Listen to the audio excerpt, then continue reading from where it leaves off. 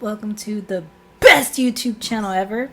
Today's video is on how to slim your waistline. I'm going to share a couple things that can help you when it comes to your midsection. Okay, there is a thing called hormones and there's a thing called genetics.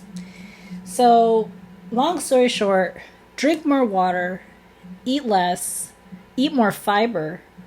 I shouldn't say just eat less, but eat more fiber, not necessarily eat less. Just eat more fiber, drink more water, sleep more, manage your stress, and start doing some weight training. Okay, that's basically the sum of today's video. The reason why people, store tissue, adipose tissue here, is usually due to like a genetic thing. I strongly believe in the power of your food, your sleep, your nutrition, and your lifestyle over just purely your genetics. Then what you can do is start doing more HIIT training. Training is high intensity interval training, and it's basically where you kind of torture yourself. Something like Insanity. If you haven't looked up Insanity is an at-home workout program. I actually used to do it because I'm a freak, and it works. It's really great for people that are into running. So if that's what you're into, you can do that. But you'll notice that in Insanity, for example, it's a lot of plyometrics, lots of jumping, and like quick work. Like there's little to no rest. Just like you're literally torturing yourself for 30 to 40 minutes. I sit here and say that you should do it.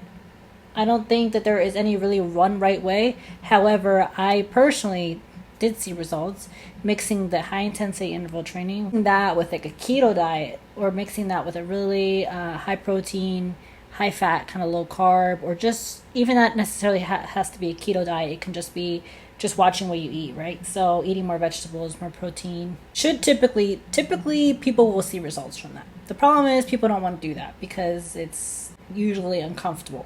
But that's the thing. So you have to be comfortable with the uncomfortable if you want to see some sort of change. Some people, yes, they can develop abs because like eating junk food and like not doing much. And typically it's like the African American demographic. But again, lifestyle will always creep back up on them. So it's not a surprise that just in the demographic of the African Americans where they can see abs doing not much work, but then they take advantage of that, and then next thing you know, they're sitting on the couch, watching Yelena's YouTube channel.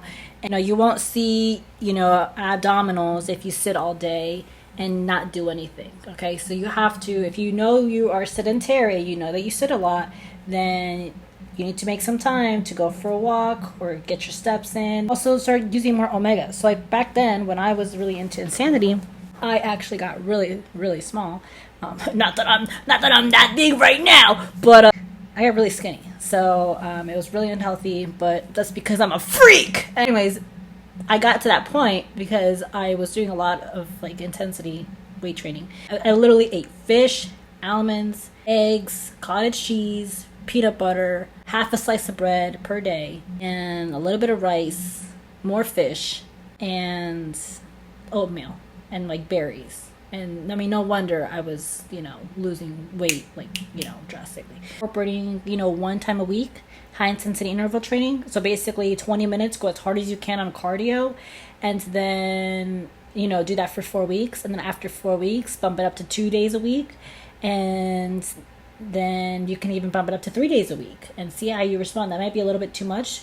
If you were already sedentary, meaning you don't move a lot already to begin with, and you just throw in high intensity interval training like out of nowhere, it can be a little bit too much. So you want to be careful because high intensity interval training can be dangerous if you're not used to it. So another thing, if those are actually not working, because sometimes there is a situation in which sometimes you do everything right and things are still not working. Go into see an endocrinologist. Now, this is the thing. When you go to an endocrinologist, make sure the endocrinologist is a fitness person, or at least is aware of fitness, because there's a lot of doctors that are not aware of how fitness works. And if they're not aware, then you're going to be getting advice from an endocrinologist that doesn't really understand what you're trying to accomplish. And it's going to be a waste of your time. So do your research and find the endocrinologist that at least looks somewhat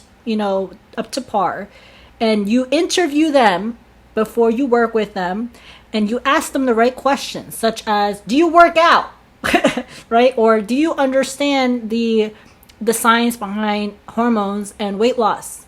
If they say yes, then have them prove cases to you or show you cases in which they worked with people who were severely overweight or severely obese or what have you, and they started working with the endocrinologist and they saw some sort of change that can give you some sort of hope, some sort of direction that you can trust this endocrinologist. Okay? Because yes, folks, not all doctors are created equal. They just are not. Okay? All of them go to medical school, but here's the thing. In medical school, at least nowadays, and I know this because I was going to pursue medical school at one point, but in medical school nowadays, they are now interviewing the students to make sure they are mentally capable of working with the patient. Because yes, folks, you can be smarticle in the books, but you can be stupid when it comes to people. And if you are not smart when it comes to people, then, well, you might as well not be a doctor, because how are you going to be able to communicate what the protocol is to a patient if you don't even have brains when it comes to social interaction? Okay, so that's very important. Okay, having a smart doctor is great, but if they don't know how to communicate that to you, then it's pointless. Okay, so make sure you find the right doctor. It's very important. I'm very passionate about that topic because I'm always interviewing. I'm like, hey, do you know what you're talking about? And then they look at my biceps and they're scared. Those are some things that you can do right now. Look at your hormones, drink more water, eat more keto type of diet, do some HIIT training, and literally torture yourself. But not like torturous. If you need some sort of guidance, you can always email me. I'm glad to help you. Now, it's not to say you're going to want to kill yourself and like push yourself to the max to see some sort of results, because that's not always going to work. There are lots of people in America that work really hard, that have a full-time job, have a family, have kids, have blah, blah, blah, have the American dream, and yet they still can't see some change in their physique. Typically, it's usually women. Why is that? Because they're stressed out. They are stressed out. Okay, you want to make sure that you are putting your body in what's called a parasympathetic mode. Parasympathetic means rest and digest mode, because if you are always in sympathetic overdrive, then you will have a very difficult time to lose weight. Okay, more is not always better. Okay, sometimes less is more depending on the situation. Okay, the only reason I said earlier to go hard in the HIIT training and the nutrition or what have you is because that can work sometimes, but for some people that may not work. They actually need to do the opposite and learn to put their body in the rest and digest mode, which is the parasympathetic mode, and just basically watching what you eat, going back to the basics. Start walking more, rest, and de-stress, and like try to acknowledge how you feel. Okay, because believe it or not, folks, how you feel mentally and emotionally does affect your physical well-being. So if you're not good up here, you're stressed out, you're anxious, then you typically won't see change here. So you want to make sure you're at peace in your mind. Peace of mind is quite literally underrated. So that's it. Hope that helped you. Please subscribe to the best YouTube channel ever, and I will see you in the next video.